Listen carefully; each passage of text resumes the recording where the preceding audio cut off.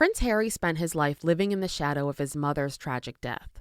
But when he falls in love, he realizes it's up to him to stop history from repeating itself. In our new series, Prince Harry, Windsor of Change, we'll tell you how a prince without direction became a duke who found a family. Listen to Even the Rich on the Wondery app or wherever you get your podcasts. Watch what happens. Who cares what happens when there's so much that happens? Watch what happens. Who cares what happens when there's so much that happens?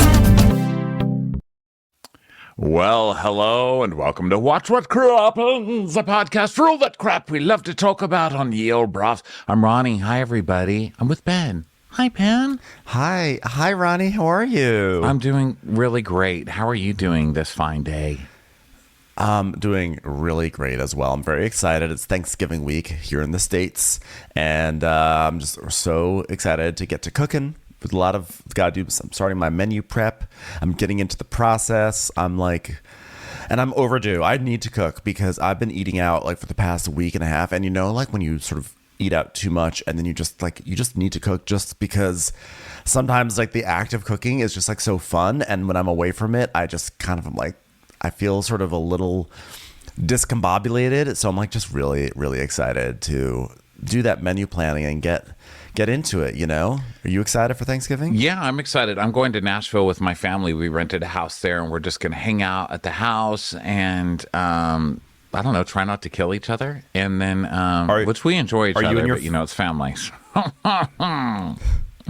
Since you and your family are going to be in Nashville, are you guys going to rent one of those, like one of those bar bicycle things where you all get on as a family and pedal through Nashville and go, woo! If they had a canasta version, we would. If they had a bike that was powered by canasta cards being smacked down on the table, we would be on that bike. We're going with some of our friends. Nora Dean. We're going with her and her Nora. family. You know her. I love them. I love Nora. And so we are actually having Thanksgiving food done from soul food. We're picking it up from a soul food restaurant because why wouldn't you in Nashville? Yeah. So I'm actually going the opposite way as you. All I've been doing is cooking and eating fucking vegetables and fruits and salads and all that shit. So I'm ready for a big pile of mac and cheese that I did not have to make. That's what I'm ready for. That will be wonderful. Yeah. That will be very wonderful. Well, anyway, a little Thanksgiving talk to start off the week. We're really excited because today we are recapping Married to Medicine, which is having so far a rather triumphant 10th season. Before we dive into that, this week we've got Dwell Hello popping up on Wondery Plus, so go listen to that. We really enjoy doing those episodes and we have a lot of fun with them. So if you're not listening, that's fine, but we think you'll enjoy it. We think you'll enjoy it. I'm not gonna be like, if you're not listening, then go fuck yourself. No, but I think if you're not listening, I think it's fun. And so it's just like more fun content, so go check that out. And stop refusing fun, dummies. Okay. Yeah, we've all watched House Hunters. We've all been in houses. You don't even have to watch a stupid House Hunters show. Just listen to the thing, Yeah, because people are ridiculous on that show. So go check that out. Yeah, they really are. Another show people are ridiculous on. This one, Married to Medicine. Wow, what a great show. So we don't cover it because Bravo has something like 8 shows on right now at once. And man, we really do miss the pioneer days of Bravo only putting out like 3 shows a week. And then they try things like Shots of Sunset, which just happened to catch on. But they try like a million things like, okay, this one is going to be people who these are people who work in a nail file factory, but are also alcoholics. And they do like 6 episodes, and we would do them every week because like there was nothing else. We would do all those shows. Yeah. Like, remember we did Invite Only Cabo, which I actually loved. Yeah, that was a good show. I don't know why we did not get another season of that. There's Blood, Sweat, and Heels, which I loved. Show. There was obviously Game of Crowns we talk about all the time. Like that is one of the forgotten wonders of the time. There was weird stuff. Remember there was the Food Academy one where like they went, like a group of people learned how to cook from like a professional, like a French chef in like Venice Beach. That was a great show. There were like $1 million designers. Loved that show. Was it Decorators? $1 Million Decorators? Yes. because there was Top Design and $1 Million Decorator. See you Top later, Design, I decorator. loved. That was my fave. They got to bring back. I Top loved. Design. Season 1 was only okay, but season 2 with India Hicks. Oh my God, India Hicks was. Like, we deserved way more of her on Bravo. I remember, like, her tagline on that show was like, "Your design did not live up to its promise. You're going home." It was, like, so devastating. And she would just say it so angry and British. See you later, decorators. Ladies of London. Yeah, see you later, Yeah, a decorators lot was not as of good. them. A lot of them That was- have come and gone. But Married to Medicine is not one of those. It has been around forever. It's so good. But listen, there's only so many hours in a week. Okay. And yes, and also I will say, we've watched this show and we recapped like the majority of the seasons, probably like 7 of the 10, maybe 8, probably 8 of the 10. But like the past few years, the show, in my mind, it has this amazing cast, like one of the best casts on TV. But I feel like the show itself has kind of been in a rut. It's been sort of the same thing, like, oh, let's talk like couples counseling and sex toy party, and let's all gather together and see if we can bring the sisterhood together. And given that all these Bravo shows have a certain level of repetition, this one to me felt really in a bit of a rut. But this season feels like alive and exciting to me in a way that it has not been for a few years. Casting, and it all goes back to casting. And we say this about everybody says it probably about so many shows. It's not like we invented it, but all it really takes is one good crazy or one injection One of fun, firebrand. one really fun person to change a whole cast. And it's not like the cast was boring, they had Contessa. That was not great. Contessa really was a drain. We were big anti-Contessas over here.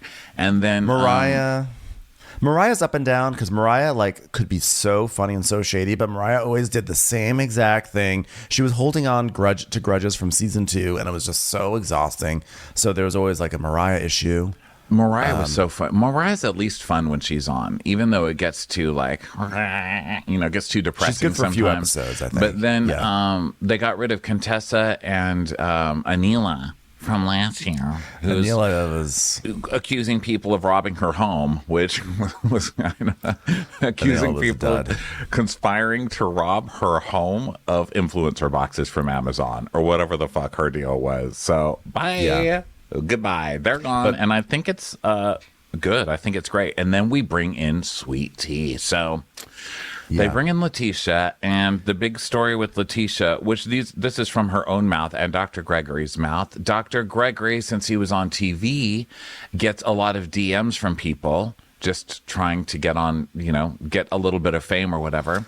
And so he was getting DMs from this Sweet Tea. From Texas, I guess is where she lived, right? That's where she's from. And she was like, I can give you what you want. And she was sending emojis of babies and stuff. And he's like, oh, yeah, I'm going to finally have a baby then. And so he called her out and just basically brought her and got back on TV. I mean, it's kind of a weird turn of events, Dr. Gregory of all people. Who has anybody ever said to themselves, what's really missing from Bravo these days? Dr. Gregory. God, I miss him. Yeah, Sweet Tea, I mean, first of all, it's funny to think that, like, she was like, okay, there's someone on TV. I want to go after them. I'm going to go for Dr. Gregory of Married to Medicine. Like, that's someone who was never great on the show and always was sort of an asshole, and then wasn't even on the show for a while. And, like, she just set her sights on Dr. Gregory, which is, to me, such a strange target. That's like to me turning on, like, I don't know, 48 Hours and choosing some random field reporter. I don't know. But at the same time, it's also kind of like smart, because if you try to go high, if you try to go for a big one, they're just going to they'll either Juan Dixon you, which is they'll pay for a hotel room and then you'll be embroiled in scandal and then sort of like shoved out the door, or they just won't respond at all. But you go for someone who's on the low end of the celebrity spectrum and you'll probably hook them. And then peddle that into a gig onto a TV show. So she did it all right. It's just, that's interesting because I don't know that she could have even thought, I'm going to turn this into a TV gig. So it wasn't really for the TV fame. I think it was just for the doctor of it all, you know? And it's like, who would pick Dr. Gregory? None of us. But I guess as long as somebody's kind of in a catalog where you're like, okay, well, who is here on Instagram, our catalog that we're looking through of people? I mean, I guess that is someone who is there. You know what I mean? It's like, so I would like, it's like, that's my review of have the a baby Dr. with Gregory product on Amazon. Well, he's there. I saw him. I scrolled past him. So that's an option. That seems like it's like when you look through the Hemmerker Schlemmer catalog and everything is like $15,000 for a light bulb and everything is outrageous, but there's that one thing that is like oddly reasonably priced. Like, okay, well, I'll spend $50 for a novelty popcorn machine that I can put on my counter. Don't really need it, but it's affordable, so I'll go for it. Yeah, this is a way lower quality catalog, I would say, that Dr. G would be in. But okay, I mean, I get it. Hemmerker. Well, it's funny because Hemmerker Schlemmer sounds already very low. It's always a surprise to me that that's such an expensive catalog because it feels like if you have something called Hemmerker Schlemmer, you feel like everything in there is going to be like a nickel. Yeah, it right? Sounds like something from an old-timey movie. Like, don't give me that Hemmerker Schlemmer. Don't even try it with me, Buster. God, I loved when the Hemmerker Schlemmer catalog would come in like the 90s. When it felt, I would look at all the potential toys you could get, like things like, oh, I could burn a CD, or like, here's something. If we had a pool, I could have a giant float that could have a fire pit in it in the middle of our pool. Yeah, Dr. G's not that. Dr. G's more of like the back of a Valpak, you know. But he's there. He's the Stanley Steamer coupon. But he's there. Now listen, I would never wake up and think I need a Stanley Steamer to come over, but I see it in the Valpak all the time. I would consider it, you know. It's just in the catalog. So, you know, good for him. Now, of course, it's not really Dr. G that anybody wants on TV. It is to get a fire under quad is what they're doing. Yes. And it's great. And also Sweet Tea has this thing about her, and on all these shows, you know, when someone is trying too hard or whatever, they're called a fan. Nene started that, you know, like whatever, fan, whatever. What are you, a Twitter fan or whatever? And Sweet Tea is. I mean, she really is. She's not even trying to hide it. Like Sweet Tea grew up watching this show. Okay, Sweet Tea is a youngin'. She grew up watching the show. She is ready to be on the show. She knows everything about quad already. And she even does kind of a quad impersonation at times where she gets the low. Like when she... Did you notice that effect in her voice? And it's not all the time, but sometimes she'll start talking and then start doing this. And I'm like, oh my God, she even kind of does a quad. But Sweet Tea also has star power. She does. Like we've watched enough of these shows. We all know as an audience when someone comes on, you know, late in a show's run, we all know like this person's a star. Like when Dorinda arrived, we knew. Like there are other examples. I can't think of them off the top of my head, but there are other examples of shows where people have come on. And you're like, yes, this person's a good fit. And it's been a long time since this show has had a star. You know, I thought Buffy had upside, but that didn't last, obviously. But I think but this show already has so many huge stars on it that it's so hard to like get anybody who can come in there and compete. You know, right. I mean, you've got Sutton, Heavenly when Sutton came on. Yes, but the thing is this though: when you actually have so many stars and a new star comes in, it makes all the other stars have to like perk up, because I think that sometimes the stars get complacent because they're like, oh, I'm great, everything I do is great, so you know, you don't have to worry too much about me because, you know, my content's always good. Like the scenes I shoot are always going to be interesting, but they're not actually. After a while, that stars get complacent, they start to self-produce. So you bring in someone new, and they're going to start getting attention from producers and cameras, and that's going to make everyone get into like a tizzy. That's my on-the-fly theory. But I think also that she has star power. I think it's good that she also has this situation with Quad, because Quad had a few years ago, Quad was going off to do Sister Circle, and she was treating Married to Medicine on the show like it was an afterthought. Remember, she wasn't showing up, or she showed up really late, and everyone started to have issues with Quad, and she just felt like she just wasn't present on the show.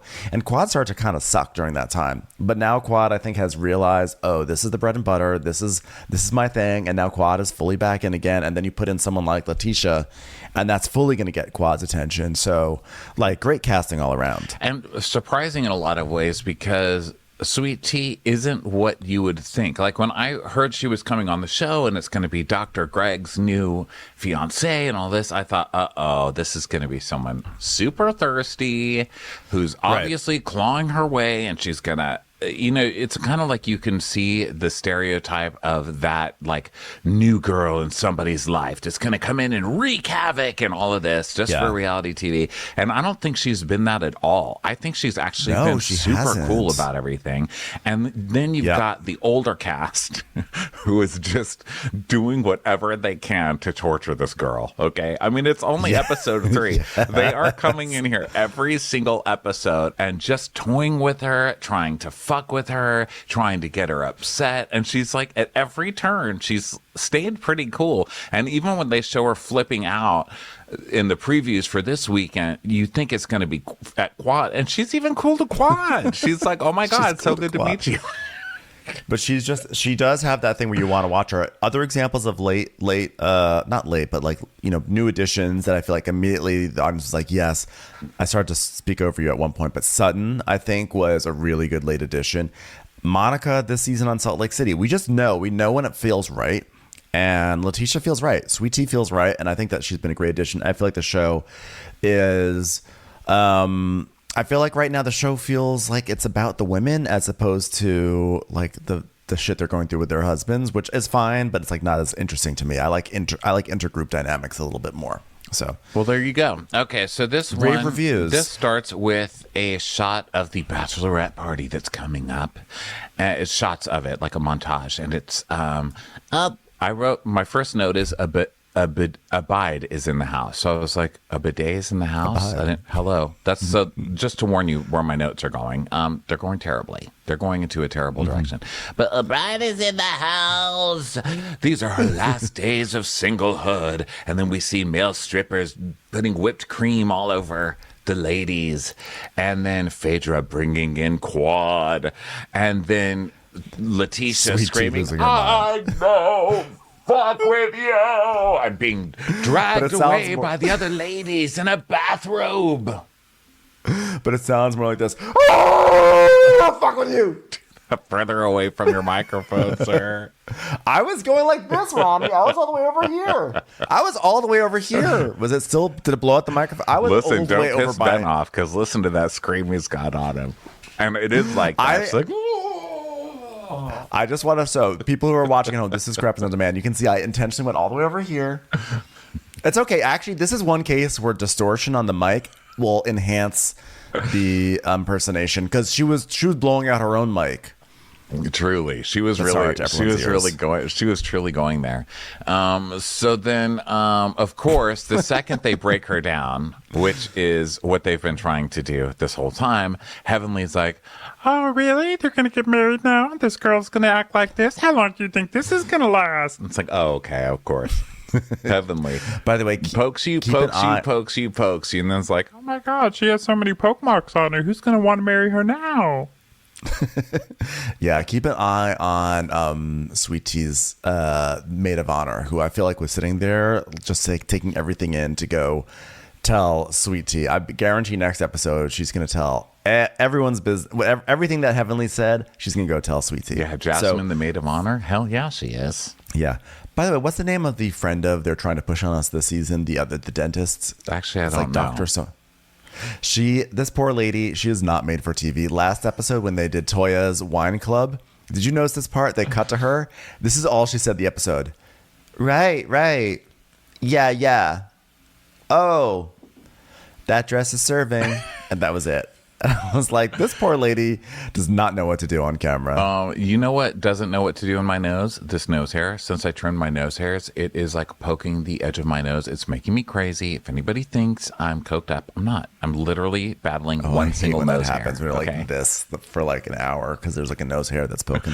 Keep wiping my nose. So then it goes 4 days earlier. Let Lisa Vanderpump take you back in time. So now Toya is on the phone with Letitia, and she's like, Oh, hi. Cecily and Eugene are going to throw a bachelor party, so me and Phaedra decided we're going to throw you a pamper party. mainly because you like a baby, so we're gonna put diapers on you. So she's like, yeah, we're gonna show you what's gonna go on for the rest of your life. So then Toya's son walks by, just like, what the fuck? What the fuck are you talking about, Mom? By the way, the kids on this show, they continue to be standouts, like just the best kids on Married to Medicine. I just love them all. I love when kids know that they're from Insanity, you know? Yeah. Like a lot of times you see the kids in these shows becoming just like their parent, and you're like, oh God, it's like a slow car crash. And you're like, no. Mm-hmm. But on this show, they all seem to know their parents are ridiculous. They do. They really do. So then we see Quad, she's cooking something with her assistant, and they're like joking around. And then we see Phaedra's watching her kids at soccer, and she's like, well, they look good when they're playing themselves. Meaning that they are terrible. Yeah, by the way, Quad's assistant Jonathan basically just tap dancing on TV. Like he's like he's a lot, this guy. He's like da da da da da da da da. Like, all right, chill out over there, Jonathan. But they're doing like their own little cooking show type thing. And then Dr. Jackie's office. Okay, Simone shows up for lunch, and she does not have a salad. You know, this is Dr. Jackie. I know. I can't believe she didn't fat shame the stone table they were sitting at. I'm surprised she wasn't like, security wasn't called, being like, wow, you got a non-salad. You got something that appears to be fast food. I am sorry. We're going to have to ask you to leave this property right now. Yeah. So and what's also funny is that Simone steps out of her car and goes, Jackie, Jack. I'm like, she's not like a golden retriever waiting at the door that comes running out. She's also inside very far. So then she calls her, and they come outside. They haven't had lunch in forever. This is actually one of the lovely traditions of this show for 10 years, that these two gather together for lunch, every few episodes. It's like actually a really lovely thing. There was a couple of seasons that did not happen. It was very sad. I hated that. I absolutely hated their fight season. Yeah, I did too. Which I think was just last year. It's time for a commercial. It's time for a crap. Let's be real, Ronnie. No matter how well you know someone, gift giving is never easy. But this year, I am going to get those on my list, a gift that they actually want with Quince. And I hope you do too, Ronnie. Quince creates timeless essentials that never go out of style. You'll have them in your closet forever. Quince has all the cold weather must-haves, like 100% Mongolian cashmere crew neck sweaters from $59, suede bomber jackets, and organic cotton sweaters. And the best part, all Quince items are priced 50 to 80% less than similar brands.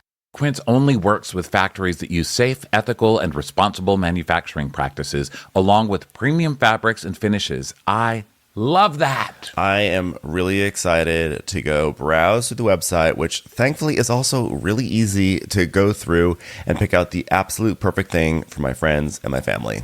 Absolutely luxurious. Make gift giving better this year with Quince. Go to quince.com/crappens for free shipping and 365-day returns on your order. That's QUINCE.com/crappens to get free shipping and 365-day returns. Quince.com/crappens. Today, hip-hop dominates pop culture, but it wasn't always like that. And to tell the story of how that changed, I want to take you back to a very special year in rap. 88, it was too much good music. The world was on fire. Yeah.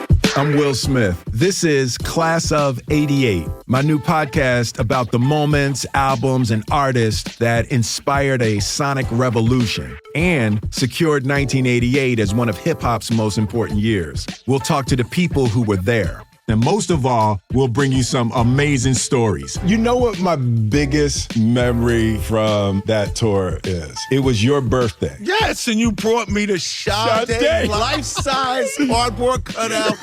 This is Class of 88, the story of a year that changed hip-hop. Listen to Class of 88 wherever you get your podcasts. You can binge the entire series right now on the Amazon Music app or Audible. It's commercial. Now, 2 years ago, they love TMI on this show. Okay. And so here we go with another TMI segment at lunch with Jackie and Simone. I have this patient who said, I have a yeast infection. I've tried Monistat. I've tried everything, and it just won't go away. And listen, we know it's not yeast. It's sexually transmitted. It's sexually transmitted. Simone just goes, Trichomonas. How many times does she say that during the day? It's like, Mom, the light bulb went out. Trichomonas. Like racing to get to the yellow light before it turns red, and it turns red, and trichomonas. Trichomonas. That traffic light's got trichomonas. You can trick me. You can trick her, but you can't trichomonas. You can't trick us nor Mona from Who's the Boss. So Jackie's joking like, where could it come from? Could it be you? So then the patient apparently got like all mad, and she's saying how like as an OBGYN, a lot of what she does is awkward, and especially in these cases, especially when she knows who the husband is. Yeah, and she's like, now listen, I don't do jail ministry, so don't go home and get put in jail. So now they switch over because Jackie's like, speaking of a good time, let's talk about sweet tea. Trichomonas. Actually, that's not appropriate for this. We have no reports of that yet. Now that we've talked about self-diagnosed yeast infections, let's talk about sweet tea.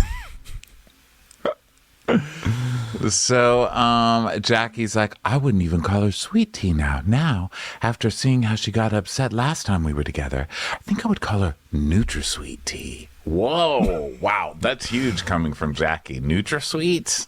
Wow.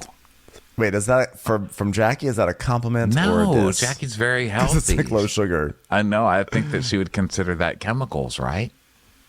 I think should be considered that chemicals. So or fake sweet. So Simone is like, well, the baby is overwhelmed, and she says that she's like sweet tea's trying, she's trying to handle Greg's needs and also doing a lot of wedding planning, yada, yada, yada. And that Sweet Tea actually asked Simone about getting an assistant so that way she could help out with stuff because she's so overwhelmed with the wedding planning. And Jackie, of course, hates this. She's like, wedding planning, isn't that all online now? And she's like, yeah, but she asked for an assistant. Jackie's like, and I say, huh? What? An assistant? Trichomonas. It's classic case of trichomonas. She's like, to help her. And she goes, with what? And she's like, well, she'd have someone go to the grocery store, so all she'd have to do is come in and cook. Instacart. I think this is kind of ridiculous, too. I mean, Sweet Tea's not working, right? No, she is working. Sweet Tea is working. She has a government job that she works from home doing. What's wrong with She mentioned it, I think. You know what's so crazy last episode. is not taking notes on every episode, the things you miss. Like, duh. Okay, of course. Watch the episodes. Yeah. What the hell's wrong with me? Sorry, Sweet Tea. My bad. Sorry, Sweet Tea. We know you're gainfully employed by the government. So Simone, of course, does this thing which is like, when I was Sweet Tea's age, I was in private practice and had a husband and a toddler and a burgeoning case of trichomonas. Just kidding. I never had that. The younger generation, like my boys, just expects life to happen like magic. And Jackie's like, well, can we just get her a life coach for a month as a gift? And she's like, come on now. I'm not doing that. So Simone says that she needs to join the grown woman table ASAP. Listen, if she's working and Gregory's working, then they should both be planning the thing. Why does she have to do it all on her own? Now, that said... Yeah.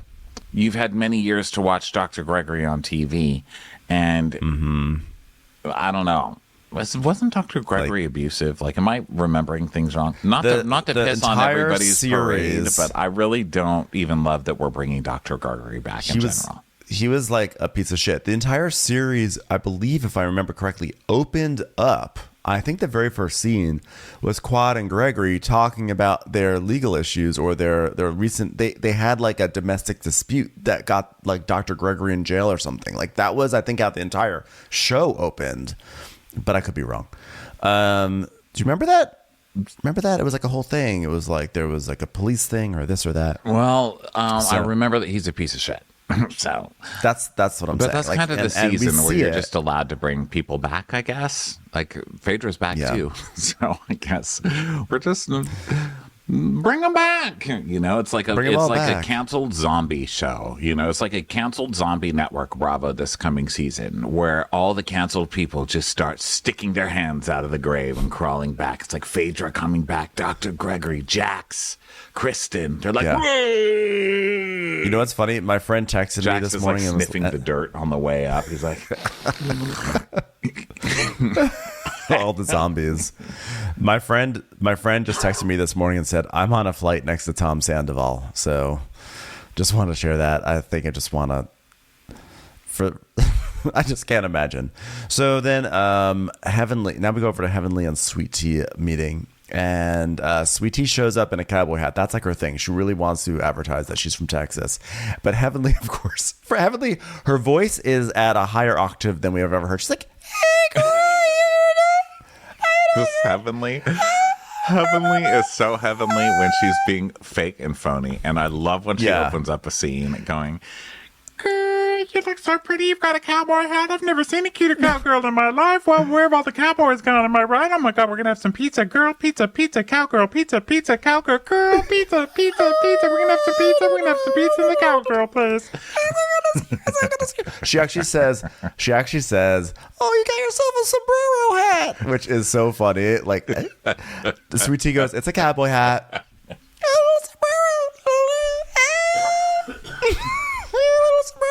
Dead. And you know, Heavenly, when she's squealing that much, you know that she's just pretending to be this girl's friend so she can turn on her within 5 minutes, you know. I know, how that Heavenly is so sets up a shot. It's so funny. So they're ordering a shot of Patron to celebrate Sweet Tea getting married soon. It's so funny, the timeline on the show, because they're like, the wedding's at the end of the month. The wedding is in 2 weeks. The wedding is tomorrow. I'm like, how's this wedding accelerating so quickly in these scenes? Did you notice that? The wedding is getting sooner and sooner and sooner. Yeah, I mean, I thought maybe a month. I didn't think 2 days, you know?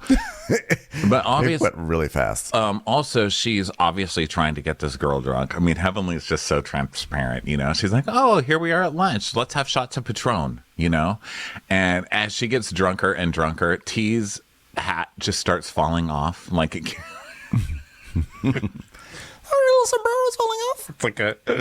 It's like a cartoon where the character gets drunk and then, you know, they just suddenly can't stay in their cowboy hat. So she's saying, you know, wedding planning's been so rough and I had to get on my wedding planner's ass because he's not on point. And I thought Greg would be involved. Take another shot then. You know what, you should have another shot. I love shots. Cowgirls love shots. Cowgirls love shots. Taco shot. Put some tequila in a taco and drink it. And she had to change her wedding venue at the last second because she was going to do it on a rooftop somewhere, but now it's supposed to rain. I guess, I mean, I'll be like, can't you tent it? But maybe it was like one of those hurricanes coming through. So I don't know. She had to change the venue and it's drama. And she just wants to make sure everything is perfect because she's worked so hard to get to this point. This is also, I think, her being young in a certain way because she's really taking on, I guess, no, I won't even say that because a lot of people take on the stress of wedding planning, but it feels like a young thing. I feel like when you're young, you're like, oh my God, the venue has to change, and you get all upset. I say this as if I don't have to go through this drama every time something goes wrong with one of our venues when we go on tour. We're not like that, though. We're just like, whatever. We just show yeah, up. but like I'm just saying, I'm acting like, oh, she's so young, she's impacted by the stress, and I'm acting like I don't get impacted by stress when things go awry. Well, as a single person, a chronically single person, who's friends with all women, let's face it, I've been through a lot of wedding stress on their part, not on my own. But whenever I see it, it's just like watching an alien experiment. Like, I just don't understand it. I don't understand why you're doing it. I don't understand what the point is, why you're putting yourself through it, why you're marrying that loser. Like, honestly, like, I really just don't get it. So I just kind of try not to make this face that I'm making right now. I try to like Botox this look out of my face, like, ew. That's the look I have. And I just try to like wait till it's over. And so we can start talking about the divorce. Like, that's really why I'm your friend, to advise you through your divorce. So I'll just be patient through this part. Okay. Just feed me. You know what? Marriage is sort of like the real world, and divorce is like the challenge. It's like you go through one to get to the other, to have a long...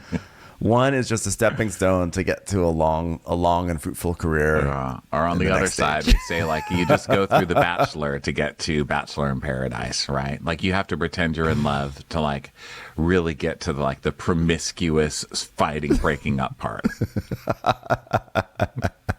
That's probably a better analogy. Although they both work. Saying the real world and the challenge is its own metaphor by saying one is the real world, one is the challenge. So, you could say one is Love Island and one is the Love Island games, which is just out. So Heavenly is like, well, everyone goes into marriage with good intentions, right? And you just have to prepare just in case, right? And so Heavenly's just saying that Sweet Tea needs to save up her money because you never want to rely on a man, okay? For your own money. Sorry. And Letitia's just like, yeah, well, I don't really know about that stuff, but her cowboy hat's like on sideways now. She's like, but like you said, I need to put my money into life insurance and retirement, and like Greg doesn't really care about that. Have another shot. You know what a cowgirl would do? Life insurance with a shot. Do it. So Heavenly's Sweet Tea says that she has her own money because she has her government job, and Heavenly is like asking, does Gregory throw it in your face that he pays the bill? And Sweet Tea's like, well, sometimes. And she says, Quad's probably right about a few things about him. So Heavenly's like, yes, here we go. Here comes the good stuff, Daddy. Yeah, and she's like, well, what do you mean? She says, well, he's controlling. Like, for example, the alarm system has to happen, okay? And I was really upset with Gregory about that because he lied, and he said there were robberies in the house, and the people had guns. And he's like, why would he lie about that? And she said, because he's trying to teach me a lesson, because he said I'd left the house without setting the alarm. But I do set the alarm. And Heavenly's like, yeah, that was a bad joke. A bad joke? Yeah. Get the fuck away from Greg. What are you doing? That's so fucked up. You didn't set the alarm, so burglars came in and held me at gunpoint? How was that just a tiny little plot? How was that just a tiny sentence we never come back to? That's terrifying for the person. Like, and how many things does Gregory forget on a day-to-day basis? I guarantee he probably needs to be taught a lesson or two. How about he taught a lesson about the backsplash he still has in his kitchen, which terrifies me. I thought that was out of my life, and now it's back. So Sweet Tea just basically is like, you're not my damn daddy, and you don't teach me a lesson. You teach your children a lesson. I'm going to be your wife. So she also says that Greg told her, you're acting and saying the same shit that Quad was saying. And Sweet Tea was like, wait a minute, like me and Quad are the only women that have lived with you. And then Greg was like, because Greg was saying like, no woman has ever said that to me. But she's like, but we're the only ones who have ever lived with you. So what do you mean? Because like, it's just me and Quad. And also this is totally working because she's drunk now, right? Heavenly has just kept ordering her shots. And so now she's going off to Heavenly about Dr. G, which is exactly what Heavenly wanted. And now that she's going off, Heavenly's giving her a look of semi-disgust. Like, oh my God, I can't believe this woman is drinking at lunch. It's just so heavenly. Right. So then we see clips of Craig just being a monster, basically, over the years. Terrible. Yeah, this guy sucks. Terrible. This guy is still horrible. And I'm so glad for this montage because I feel like people were almost forgetting that this is Greg. Yeah, he sucks. Well, they also have this entire episode because he's That's true too. Really gross. So she's like, yeah, and I was saying you need to be more involved. It's not all about the monetary things. And then we see a clip of Quad saying, love is not a monetary thing, Gregory. Can you hear me? And he's like, what? I got held up at gunpoint. But also crazy that Sweetie and Quad said almost the exact same thing. So, but I mean, she's also watching the show, so it's hard to tell. You know what I mean? I don't know how much of that is coincidence and how much she's just did a speed watch of the whole show. Right. So Heavenly's like, yeah, I would have divorced him if I were Quad, and I don't want to see Sweet Tea go through the same things that Quad went through, and Quad got a whole damn mugshot. Dr. G did too. Yeah. So Heavenly's like, okay, so if this is already happening, what's going to happen after you get married? And she's like, oh, we'll just figure it out. And Heavenly's like, By the way, let's not forget through all this that also Dr. G cheated on Quad. Remember his whole thing? He went to a motel with a girl, and then he's like, oh, but we just went to a motel, da-da-da-da. He's also a cheater. So anyway, Simone and her family go to a restaurant, and these kids are growing up, and it's really weird to me. So Simone's asking the kids, well, now spring break is coming to a close. Like, who had the best spring break trip? And I'll tell you this whole scene. I'll tell you this whole scene. We don't even have to go through it. This is a Simone scene with her children. No matter how much things change over 10 years, things are always the same in this family. They're just a good family. And it's always like, if you think your father and I are going to give you money. And then they just do. They just keep giving them money. And then they just keep having the scene. The same scene because the kids they're like good kids. Yeah, and, I mean they're ultimately like good kids, So I mean I've always like Michael is one of my favorites, even though the season where we sent him off to college for like 10 episodes in a row was a bit trying for me. But Michael is great, and he's what I love about Michael is that he's always been like razor sharp, and I love when Dr. Simone was like, you are very entitled. And he goes, well, thank you for entitling me.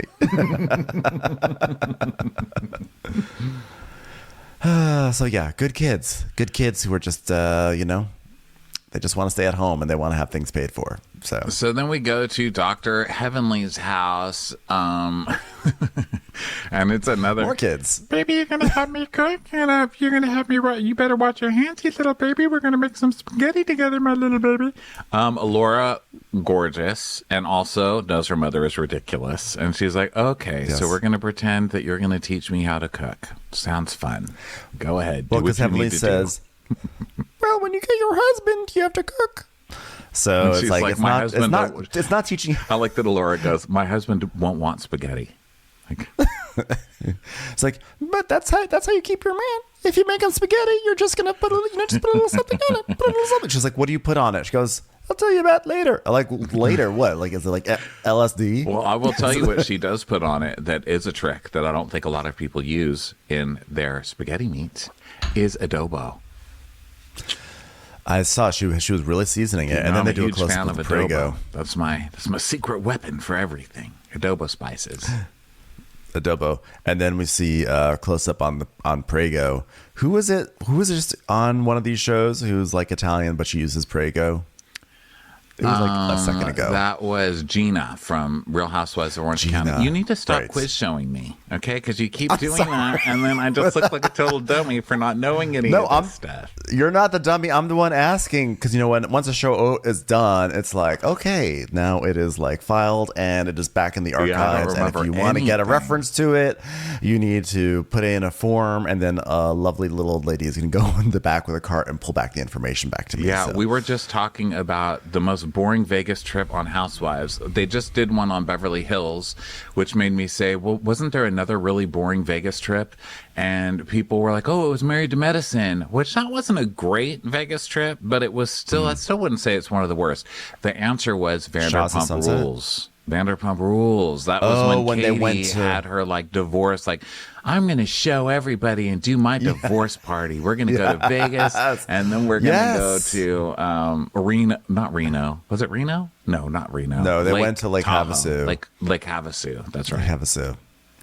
You're absolutely right. That does still rank as the most boring Vegas trip. That was even more because at least the Beverly Hills Housewives went to Magic Mike, so there was that. But like the Katie trip, they just like went to dinner. They ate it at like Vanderpump Paris, and then how they're not all writing thank you letters to Tom Sandoval and Raquel for bringing that season around. After that's what we had to start with, was that exciting trip for Katie to Vegas. Commercials.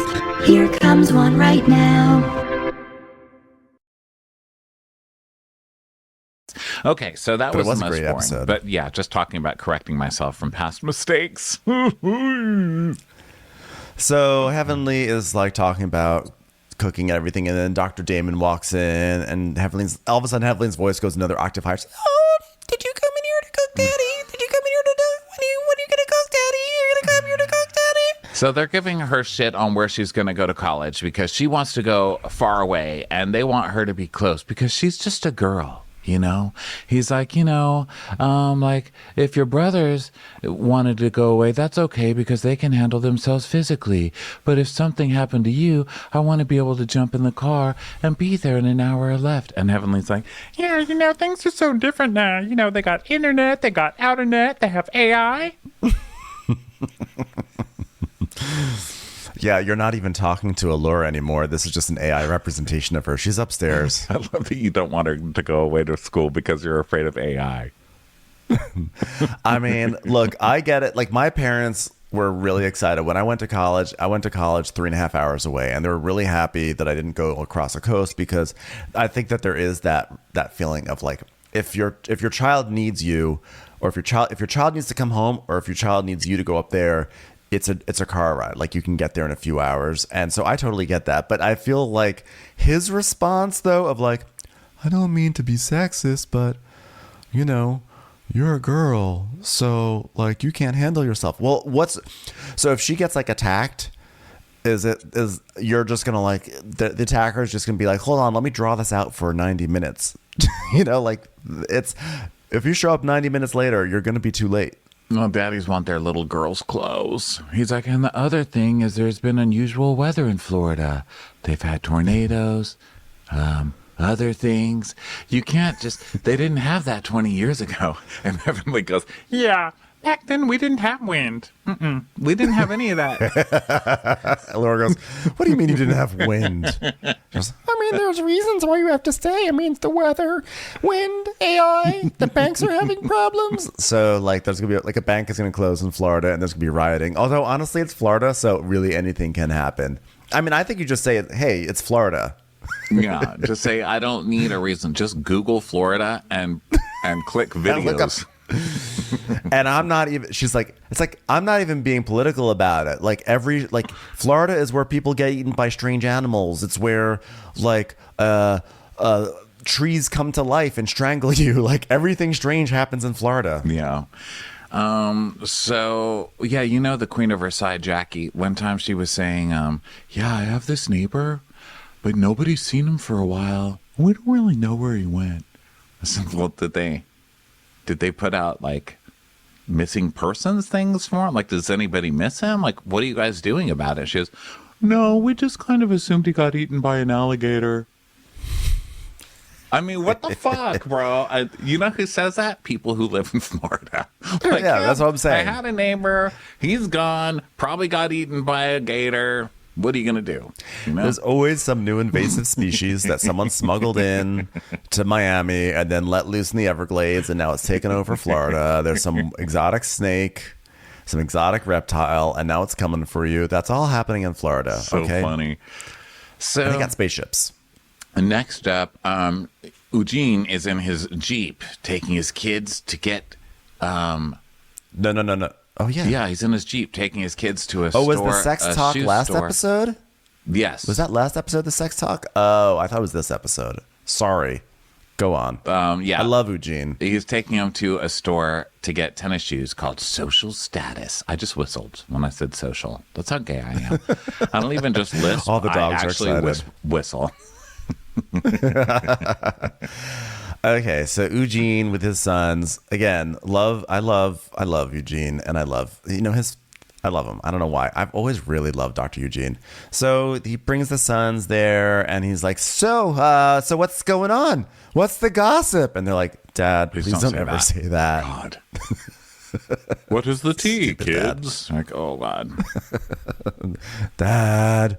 So he's talked about his dad. His dad took him to a bunch of museums as a kid, took him to the movies, took him to see Coming to America. And then Eugene, he's like, Avery, your lips are dry. And so he licks, it's such a dad thing. He licks his thumb and then wipes Avery's lips. And Avery's like, stop it. God. So he's like, okay, so let's talk about the sex talk. What did you guys want to ask me that you didn't want to ask in front of your mom?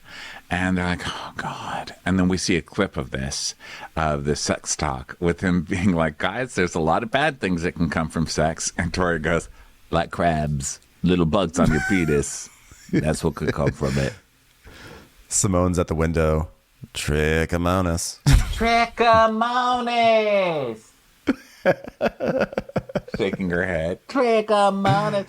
Yeah, we've already had to sit through this with Simone and Cecil telling their kids the sex talk. Okay, we've already heard the sex talk. Just have your kids watch that sex talk. Okay, we don't need to go through this every season. So although these funny, kids are very lucky to have sex talk, we didn't get any sex talk. We didn't know what the hell was going on. My sister thought she was dying. You just heard screaming coming from the bathroom the first time she got her period. No one even told her. That's not even sex. I remember, I feel like the way I found out about menstruation was that there were always these commercials for, was it OB or something like that? It was like a tampon, or I think it was like a tampon called OB. And they would always have these commercials of these women walking around, and I sort of like a weird set, and they're like, OB. And I had no idea what it was. So I asked my dad, and I was like, Dad, what is this? I'm so confused. So my dad was very frank. He said, well, Ben, once a month, women bleed. And it comes out of their vaginas, and so they use a tampon to soak up the blood. I was like, oh, okay. And then I remember going to hang out with my friend Ed, who's Catholic, and his grandpa was driving us home from school. And his grandpa, very Catholic, and I was like, oh, hey, by the way, I figured out what's going on in those commercials. So women bleed out of their vaginas every month. And the grandfather was like, can you please? We're going to talk about something else now. I got in trouble.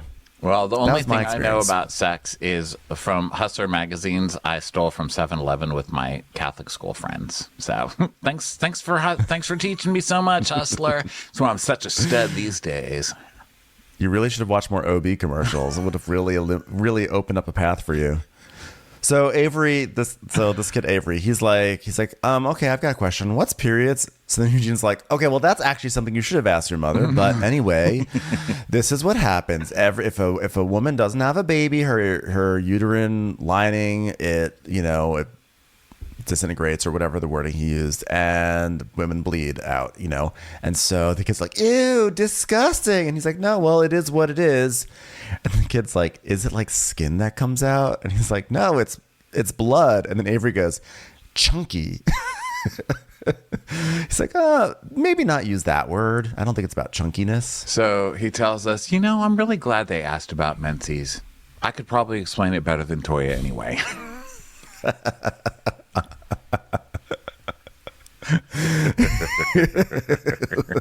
So then we go to Dr. Simone's house, and basically we're getting the bus for the guys, because it's going to be the girls versus the guys. The guys are going to have the bachelor party. The girls are going to have their bachelorette party. So he's like, oh yeah, we're just going to go do some yoga probably on the bus. Ha ha ha ha ha. I love how this episode pivots. They're like, okay, we're going to spend the first 30 minutes of this episode having wholesome scenes with our children and talk. It's basically, the theme is about like how we deal with our children and child rearing and all that, and watching these young kids growing up. And now the second half, butts. It's like butts and nipples, giant flapping butts. Yes, that's the rest of it. Any sex All ed right, you really strippers. needed, all you needed to do was watch this with your parents. I mean, my God, they could have really shown you every piece of the anatomy. This show really goes there. Wow. I was like, I can't believe they allowed this on cable. I mean, it wasn't scandalous, but I think we were both saying before, like, we just are surprised that was clutched. Like I was clutched only because it was on TV, not because like seeing it was scandalous, but it was sympathy pearl clutching for the FCC because I thought like the FCC would be like my like I say this cannot go on television when there's young souls watching with their eyeballs. Well, it's just funny, like some things that they allow and some things that they don't allow, on TV. It's like some kind of cursing. They'll be like, no, you can't say damn it. But then it's like butt cheeks flapping in dudes' faces. I'm like, yeah, okay. Listen, I'm all for the progress. I was just like, wow. Same. Wowee. So we go to Toya and Phaedra. They're getting a hotel room ready for the ladies because Toya wants to be pampered. But really pampered just means have hot fucking guys come in and massage you. I'm into it. I could have seen more of the guys, though. Why did we get so many butt flapping with the girls, but then the guys have to just sit there bored in their underwear the whole time? Hit somebody with your dick. I want to see some dick slapping. I know. Hello. We know that there's dick slapping. So, by the way, I really love Toya saying, tonight, these ladies are about to be transformed to a whole nother planet. I was like, you're transforming them into planets? First, we're going to terraform like Saturn. Sweet Tea. Congratulations, Sweet Tea. You're now Jupiter. Sweet Tea can now grow grass on her ass in space. Thanks to us. So now the strippers walk in, and Phaedra, of course, loves it. She's like, "Hi." Oh my God! One of these strippers you? is really going for it too. He's doing the whole. Oh yeah, like, did you notice? Some of the strippers just come in like, "Okay, tell us where to punch in. We'll rub our dick on somebody. Like whatever. Just tell me, are we getting fed?" But then one guy comes in like touching himself, like winking, licking his lips. He's like, "Oh, hey." Wow, this guy's always and on, he does this, huh? He's method. And he does this weird thing with his head because Jackie comes in. Jackie, like, of course, shakes hands. She's like, "Hello, I'm Dr. Jackie. How are you doing? Do you have any cases of trichomonas we should know about?" And he's doing this, like, "Hey, how are you?" And he keeps like doing this thing with his head, like left and right, like this. It was like a weird, like looked like a fish. And I was like, "What are you doing?" Yeah, he was a bit. But it was like clearly like the like seducing you head bob thing, right? Yeah, I think that there's a lot of competition, They're bringing a lot in at one time. He's just trying to lead the pack. So I love Heavenly because she comes in her lingerie. And it's like, don't fuck with me, okay? I'm married. She's got her spaghetti. I'm a woman of God. I'm a woman of God. All right, come here. Let me put some adobo on you. Come here. Come here. I have a son your age. He's 35. So Heavenly's just like mad that like Toya made them show up in lingerie at this place. So just more people show up, and then the strippers are all like massaging the women, and Toya puts whipped cream on Heavenly's chest, and Heavenly's all upset, etc. So then we go to the guys. They're over in Cecil's basement bar. And they're all gathering, and they do a variation of the Jersey "there he is," because in Jersey they go "there he is," and here they go "there he is, there he is, there he is," which I really appreciated. So why didn't look, a lot of the plot on this show between Simone and Cecil has been that he's not working or he's not bringing in money, and then he tried like starting his own business, which was like find a babysit, wasn't it? No, it was find a child worker. Hire neighborhood kids. Hire neighborhood kids. What could go wrong? How to find child labor. And then it was like, you need your iPhone fixed? You should have your own child working. Like, what? And then he had his real estate thing. Why didn't you just have the guy become a bartender? That's all he wanted. Yes. He did this whole thing. He built a whole bar in his house, and he really stands behind the bar the whole time, acting like the bartender. He's like wiping down a glass, like, hey. How's it going? How's it going at the office, huh? Women, am I right? Oh, yeah. He literally is doing the sitcom bartender thing. Like, he could be in Murphy Brown. He could be in Cheers. He could be in any number of these. He should be on like a CBS sitcom where like Fraser Crane comes in with his intelligentsia, and then he's making wisecracks behind the bar, you know? Right. So the guys all come in. They're like, oh, we're just going to a strip club. We're just trying to support people going to college. Young ladies need money to help get them along in life, and we're here to help. And make, a lot of jokes about that. And Dr. G's like, this party is going to be the most disgusting party of all time. And he's not kidding. He will go there. It will go there, because then a Sprinter van shows up and the strippers are already like preloaded. The strippers are already in there and they're already just like twerking. And I mean, these butt cheeks, they were just massive. And they get in and it's like boom, dippa boom, dippa boom. And Dr. G's like, it's going to be so raunchy and fun. Thank you, Dr. Cecil. But I think Bravo has so much making up to do that they just did in this one episode, because across Bravo, we get a lot of twerking. You know what I mean? Where people are look at me, I am twerking. And it never works out great. We have the example of Giselle. And then, of course, countless others, especially Below Deck's Courtney. I would say that she's the worst offender, where her whole personality is built around like, look, I'm a girl who twerks. And it's horrifying. And I think Bravo's like, you know what? As an apology to our audiences for years of terrible twerking, we are going to give you about 15 of the pros. Yeah. This is what it is, America.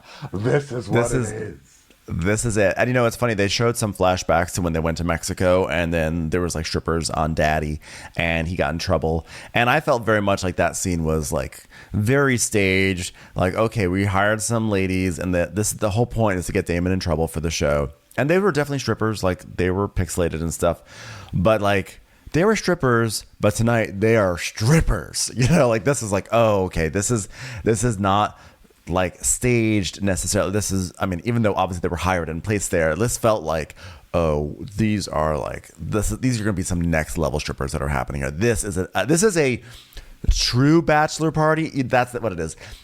On Bravo, a lot of times they have bachelor parties, but you can tell they're kind of like watered down because it's for the cameras. But this felt like, no, this is a real bachelor party, and the cameras happen to be there. Yeah. They were going to town. This was happening. So then we go to the ladies getting their massages, and a guy's like licking oil off of Simone. Is it Simone? Yeah, Simone's leg. And she's like, I'm a gynecologist, and let me just tell you what I told about 5 of my patients. Trichomonas. What is it called? I couldn't remember. Trichomonas. I know. I kept it on my screen so I would remember what it's called. Trichomonas. And he's like, but then he's like, whatever. Dealt with worse. Mm-hmm. So then, I make all my trichomonas. What are you talking about? Oh, you're good. I'll give you that. I can't wait to see the new HBO prestige series, The Last of Trichomonas. So, Sweet Tea and her sister, they're like zombies, Kanisha. But instead of regular zombies, they're made out of trichomonas. Because that is how The Last of Us is. It's like, they're zombies, but they're flower zombies. They're Aunt Getty's zombies. They're not regular. Look, it's the lettuce head from Aunt Getty's as a zombie. Yeah, this is where The Last of Trichomonas is where all of mankind has been turned into zombies, not from spores, just from trichomonas. Now you know, and I know, that's not yeast. That is a trichomona zombie. Ronnie, I hear you're reading a book. What's it called? Yeast of Eden? Let me tell you, that book really described early twerking well. Very descriptive. Okay. John Steinbeck was a real innovator in literary twerking descriptions. Yeast of Eden by John Steinbeck. Man, he's got some back. Bad John. You know where there's a lot of twerking? Dune. I'll tell you, when Paul is rescued by the Fremen and then he goes to their underground hideout and they're all just twerking in there, I'm like, finally, this novel's picking up. God, you're going to be reading that book until we're into our 70s. You know why? Because I started playing Zelda, so I put down Dune. Because guess what? Zelda's way more fun than Dune. I hate to tell you, everyone. I mean, I enjoy a sandworm as much as everyone else, but Zelda's really I would where just it's like at. to publicly announce I'm too stupid for both of those things. Okay? I don't understand Dune and even Zelda. I'm like, okay, how much of this am I expected to play? I literally can't figure out anything. Every inch. I played the last time I played, I walked around an imaginary, literally walked for over 4 hours. And then I looked at the clock and I was like, you have been walking as a video game every single time to nowhere for 4 hours. And then I finally cheated and looked on the internet where I was supposed to go. And it was in the original room I was in. I didn't see a button. Where were you? Where did this happen? No, I can't. Let's go back to the twerk. Well, you know now what? I'm pissed. And by the way, and let's be honest, if anyone has trichomonas, it's Zelda. Okay. That's why she's always disappearing in every game. She has to go to the clinic. Hyrule STD clinic. We're not slut shaming her. We're just telling facts that she has trichomonas. Let's be honest. So they're all talking about the boys. Yeah, they're talking about the hot boys. Sweet Tea comes with her sister and her maid of honor and all that stuff, and everybody's wooing, and she's lifted up and pampered by the guys, and one of these guys starts like rubbing her boobs and like putting whipped cream into her mouth. I mean, damn, it's gonna push it, you know. But they're like, no, and then they're like, Sweet Tea's like, I wonder what the men are doing, and they're like, oh, you know, they're gonna be doing all sorts of crazy stuff, and she's like, no, Gregory's conservative. It cuts to Gregory going, motorboat. And one of the husbands goes, wow, look at all this debauchery. And then it debauchery, started cracking up. Some random guy. And then Sweet Tea's like, oh my God, is this Christmas? I must be the child of Bethlehem. And Dr. Gregory is like, if I take my pants down, I'm not pulling them back up again. Oh my God. Okay, so later the ladies are talking and Jackie asks Jasmine, the maid of honor, she's like, so is Sweet Tea Bridezilla? And she goes, well, I mean, she's not. I mean, she's been, I feel like, justified in her Bridezilla moments. And Jackie's like, so she is a Bridezilla. She goes, well, but justifiably a Bridezilla.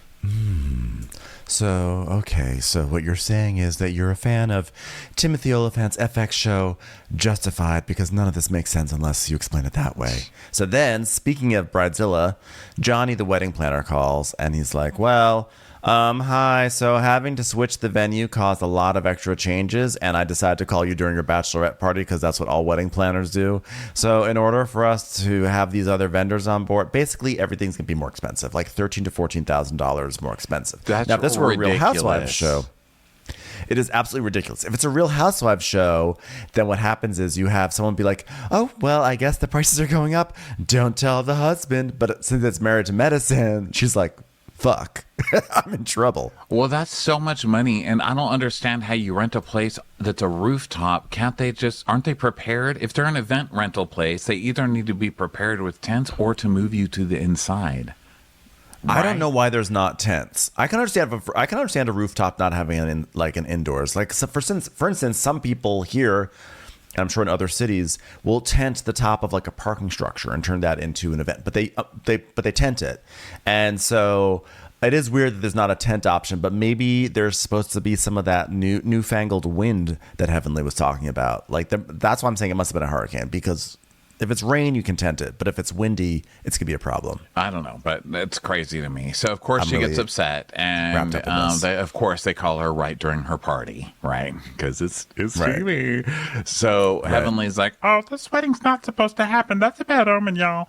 And she's like, we need to figure this out for real. And her sister's like, calm down now. And so her friends are like kind of pawing at her, like, calm down. Because apparently Sweet Tea will go off, right? And they all know. Yeah, all the people who really know her all are like, know it. Stay back. She's gonna blow. It really is like that. So her sister says something like, calm down. And Sweet Tea's like, don't come at me like that, or whatever. Don't say that. And then Tori goes, hey, that's your sister. You can't talk to her like that. We were just about to turn her into Pluto. And so So Kanisha's like, yeah, I'm just trying to help you out. So Sweetie's like, I'm not playing with you. I'm not playing with you. And then this is where she starts getting the quad voice. She's like, why are you coming at me? Why? I don't fuck with you. I don't fuck with you. I don't fuck with you. Did you see, Ronnie? I went all the way off camera for that. I could tell. I could tell. I was looking at my notes, but I could tell audibly that you moved away. Listen, I have blown so many eardrums on this show. I wasn't judging you. I was just saying, as a screamer. Like a quality of life note, yes. As the HOA. Just pretend I was the HOA. Everybody loves hearing from the HOA. Oh, in that case, hey, Ronnie, could you change the intercom system outside, please? Hell no. I don't get paid enough for that. It. You think paying me $1,200 a year is worth that? Do that on your goddamn own. I get paid to walk around telling people they're too loud and to line their garbage cans up properly. By the way, when you take your garbage cans to the street, you know how you drag them back from the garage and then so they're facing the street kind of backwards and then you turn them around to be facing front? Why does it matter? Can I just leave them facing backwards? I didn't even know that was a thing. I have, honestly, I have some garbage privilege in this area because I'm in like a little like a townhouse thing, and so we have a little driveway. It's U-shaped. We have a little driveway, and it's a driveway, but they zoned it as a street. So that I think that's how we get trash pickup. So basically, my garbage cans just live outside of my garage door. So I don't have to take them out because technically they're on the curb because the driveway is actually a street. Wow. So I don't have to take them out. Not only can you not help me with my question, but now I'm completely jealous of your setup. So fuck off. Okay? It's great. A lot. But what's Thanks also for bragging but what's about annoying your trash. is now I hate my but trash. There's a gate. But there's a gate, and if the gate isn't open, it's actually only the recycling truck that does. The garbage truck always gets in. It has no problem. But the recycling truck does not have access. So it sits there at the gate. It goes, until one of us goes out and like to a window and hits the little clicker so that we can let the recycling That's terrible. It's very annoying. So did it sound like tea? Because that's what she's doing. She's like, yes.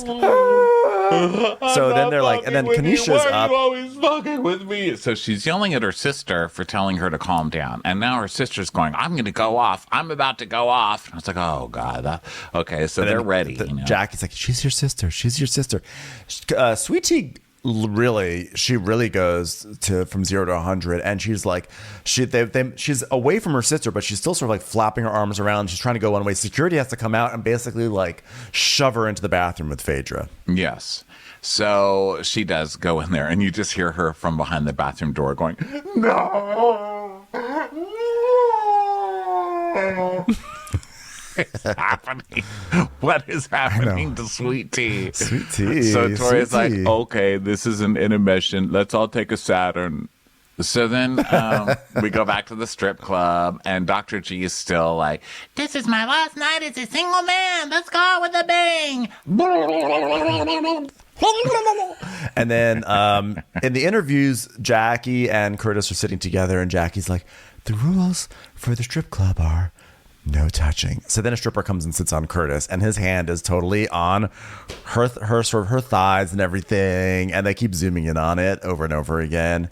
And Curtis is like, well, my wife told me to bring half my money home. And she's like, your wife didn't tell you that. And he's like, yeah, no, it is. And my wife carries a gun too. She's like, oh, okay. Never mind. So then so Dr. G's like, what's your name? And to one of the strippers. So he walks up to a stripper, and she like lifts her like bikini top, right? And then she starts twerking on his dick. Like he gets up there and starts like dancing with her. And so she's like twerking on his dick. And he's like, what's your name? And she says tequila. And he goes, I like margaritas. Did you know it's my bachelor party? You can come to my wedding. And Gene's like, you can't just invite random women to your wedding, man. He goes, yeah, I can. He goes, no, you really can't. Just don't do that. It's like, this is not a 90s movie called The Best Man. You can't invite a stripper to the wedding. So then Dr. G's like, I want to get David in trouble. Let's get David in trouble. It's my bachelor party. Somebody smack my ass. I'm like, this guy, listen, I understand you can go to a strip club and have fun there and not cheat. But I think with Dr. G, he's going to cheat. He already has done it before. Keep an eye on him, Letitia, or just not marry him in the first place. Yeah, that's what I'd suggest. So Letitia comes out and she's like, okay, listen, I'm sorry I got to be too much, but it's just so hard on me right now.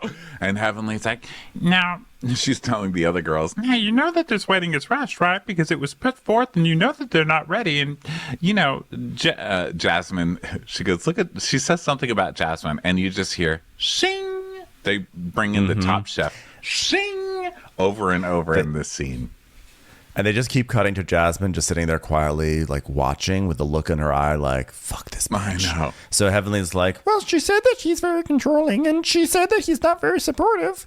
And Simone is like, did she say specifically he is very controlling? And she's like, well, I heard what I heard. And it makes me feel like the communication isn't there and like they're not ready. And I don't want to be the one who says, I told you, fucking so. I told you so. I don't want to be that person. I just want to be the person that laughs when it falls apart. And everyone's just shaking their heads at Heavenly because, of course, this is what Heavenly's doing at somebody's bachelorette party, And right, while they're crying in the other room. So someone's like, she is shady for sure. 2 days before the wedding, it is 15 minutes before the wedding. It's like, wait, how did you go from 24 hours to 15? We are in the chapel. This is not when you bring this up. As the ring is being carried down the aisle by a chihuahua, you bring this up? So oh, sorry, go ahead. The sisters are fine now, by the way. They've reconciled. They come back out. Everyone's happy. And then Phaedra gets a text that says, I'm outside, herbly derbly. So Phaedra goes downstairs and Quad is here. Quad has arrived for this bachelorette party. So while penis cupcakes are being passed around, Quad is brought in by Phaedra and she's like, hey. Hi, everyone. And Heavenly goes, Heavenly, that evil Heavenly laugh when something bad has happened. And Heavenly's like,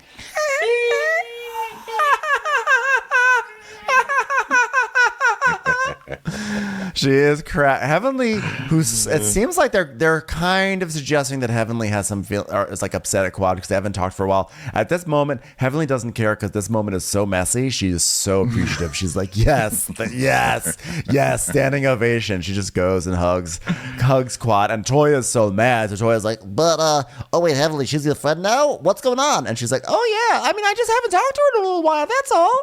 Because this whole season, when the season was being shot, it was rumored Quad wasn't coming back, that she wouldn't sign the contracts, they weren't giving her enough money, or they just didn't know if they were going to have her back again, and so it was a big controversy, like, are they bringing Quad back? Are they bringing her back? So LaToya is pissed. She finally thought she got a season, another season. She's had a season with that Quad, but you know what I mean. Quad and her really went there last year, and she thinks, finally, I'm going to get to head up this show now and not have to deal with this asshole. And here she comes. So Toya is one of those people who just can't lose quietly. She is just like so ruffled that she lost. She's like, who invited her? Heavenly, that's your friend? Oh, so that's your friend now? And Heavenly's like, well, I haven't heard from her in a long time, but this is pretty good, right?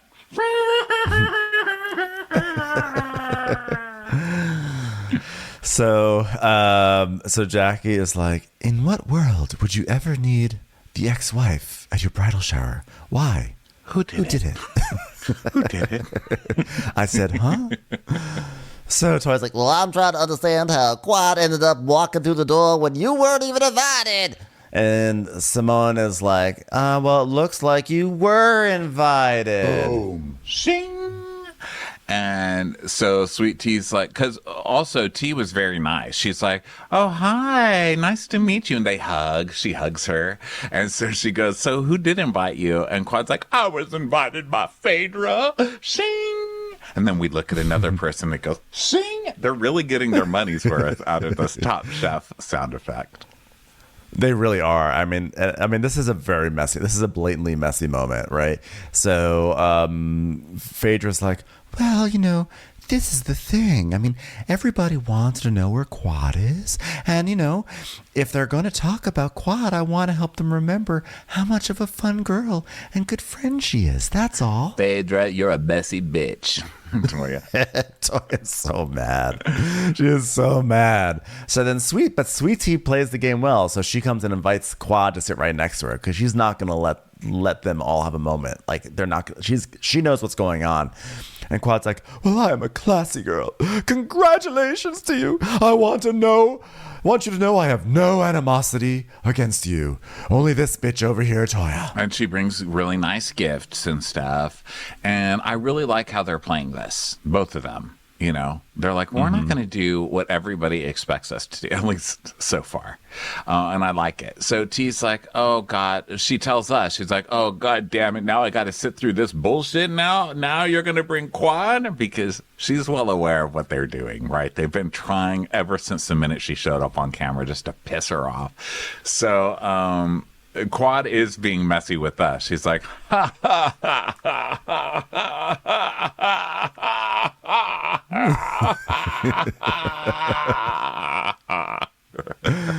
She goes, well, I guess, she tells us, I guess some things must have changed through the years. She coughs. I love Quad. I don't care what anybody says. This lady is a star. I can't believe the cast has so many star power ladies, so much star power. Well, who cares? You know what I mean? So then Tori's like, okay, can I be real? Like, how is it possible that you've never met this girl in your life and then she pops up at your wedding shower? And a week ago, you said you didn't even want us to bring up her motherfucking name, and now here she is. And Tori just cannot handle this, and it's glorious. So Sweet Tea's like, well, the reason why I didn't want them to bring up your name, Quad, is because it was my engagement party. And Toya's like, well, what the fuck is this? And so Sweet Tea's like, well, I just thought it was inappropriate then. And Toya's like, but you're sitting here being choo-choo, chubby-chum-chum. And like I said, you're being choo-choo, chubby-chum-chum, and acting like you're all like besties. And it's funny because she's spinning out. Toya stays losing on this show, which just cracks me up. I mean, it's like every season she can't win. Even when Toya is completely right, she just stays losing. They always get to her. And she's losing. And the guy's massaging her, kind of rolling his eyes with his legs spread behind her on the couch. There's abs behind her while she's saying all this stuff. And Heavenly's like, oh, come on now. They're just a lost cause. I'm not even going to try and make them friends anymore. So we get a clip of the last reunion on the Vegas set where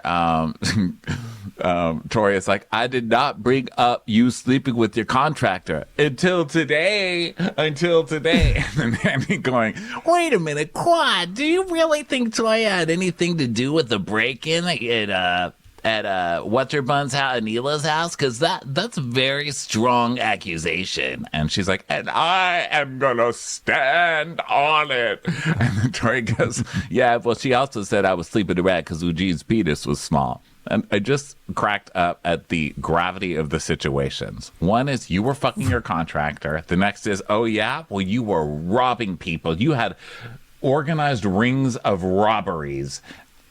You said my husband's penis was small. It's like, you need to reorder these. These need to be reordered. Yeah.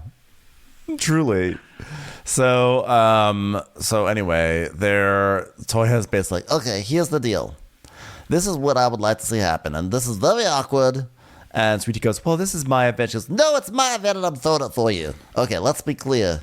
Quad, as much as we would all like to catch up and figure out why we all got issues with you, this is... Quad, as much as we all want to sit here and talk about how awful you are and how you've been a shitty friend to us and this is all bullshit, this is not the time or place. So, Phaedra, can you walk your friend out, please? And everyone's like, ooh. So Quad gets up and she goes, what about you, T? Would you like me to stay or go? And she's like, well, I think on this occasion, it's probably best that you leave. But she's nice about it. And then And Quad's just like, whatever, fucking Toya, so she leaves. But then Toya, who can't just take the win, of course, is like, you know what, Phaedra, I'm really mad at you right now. And if you bring Quad to the wedding, we've got a problem. Now I'm going to leave. Where's my shoes? It's like, but you just got Quad out. You can't leave too. Yeah. Take the win. It's good. Good messy. Yeah, I really appreciated the messiness of the second half of the episode. It was good. Yeah. Fantastic season. Really funny. We're not going to be able to cover the whole thing, but watch it. I mean, if you're listening to this just to be like, hey, I wonder what this show is. I don't watch this show currently. Watch the show. It is hilarious. And you know what? When in doubt, Trickomonas. Trickomonas. Thanks for being with us. We will talk to you guys next time. Bye. Watch What Crappens would like to thank its premium sponsors. Ain't no thing like Allison King. Ashley Savoni, she don't take no baloney. Strolling the park with Caitlin Clark. She's not just a Sheila, she's a Daniela. Itchels. Aaron McNicholas, she don't miss no trickolas. She's never scary. It's the Green Fairy. Jamie, she has no last namey. Hava Nagila Weber. Know Your Worth with Jason Kurth. She's the wind beneath our Jennifer Wing. Sip some scotch with Jessica Trotch. She's always supplying. It's Kelly Ryan. Kristen the Piston Anderson. Let's give a kisserino to Lisa Lino. Megan Berg. You can't have a burger without the Berg. The Bay Area Betches. And our super premium sponsors. Somebody get us 10 cc's of Betsy MD. We're taking the gold with Brenda Silva. Let's get real with Caitlin O'Neill. Don't get salty with Christine Pepper. Can't have a meal without the Emily Sides. Nobody holds a candle to Jamie Kendall. She's not harsh, she's Jill Hirsch. She's a little bit loony. Junie. My favorite Murdo, Karen McMurdo. We love him madly. It's Kyle Pod Shadley. Let's go on a bender with Lauren Fender. We want to hang with Liz Lang. The incredible edible Matthews sisters. Give him hell, Miss Noel. She's the queen bee. It's Sarah Lemke. Shannon, out of a cannon, Anthony. Let's take off with Tamla Plain. She's quite the catch. It's Victoria Cotchett. She ain't no shrinking Violet Kuchar. We love you guys. Hey, Prime members, you can listen to Watch What Crappens ad-free on Amazon Music. Download the Amazon Music app today. Or you can listen ad-free with Wondery Plus in Apple Podcasts. Before you go, tell us about yourself by completing a short survey at Wondery.com/survey.